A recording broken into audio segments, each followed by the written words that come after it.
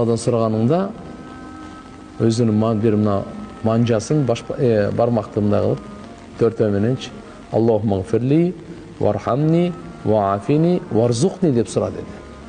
Ушу төртөөнү сурасаң, дүйнө ахиреттин бардык жакшылыгын сурагандай болдуң дейт, бүттү дейт. Аллахумма гфирли дегени, я Алла, мени күнөөлөрүмдү кечир деген сөз. Аллага эң жаккан амал. Менде күнөөкөр, жаратуучу, кечирүүчү.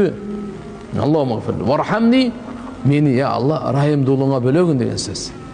Я Алла, Алла райымдуулугуна бөлөсө болду, шайтан эч нерсе кыла албайт. Алланын райымдуулугу кимди курчап алса болду, шайтан ага кол сала албай калат болду. Андан кийин ваафини үчүнчүсү. Я Алла, мени афиятта койгон. Мындайча айтканда, сак саламатчылык, амандыкта койгон. Көзүм аман болсун, жакшы көрүп турайын, я Алла. Кулагым аман болсун, жакшы угуп турайын, я Алла. Акылым аман болсун, я Алла. Ушу жинди болуп калбаймын. Ден соолугум аман болсун, бир паралич оору болуп калбайын. Тилим аман болсун, тишим өпкө боор, бөйрөктөрүм барды мен билбейм, я Алла, бирок мага амандык бер, афият бер деген сөз. Аракет кылабыз иншалла. Төртүнчүсү варзукни, ырыскы бер. Ырыскы тамак ашка эле айтылбайт.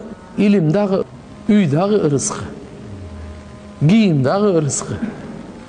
Макулбу? Бардык ырыскы. Ада инсан пайдалана турган нерсе бар бекени?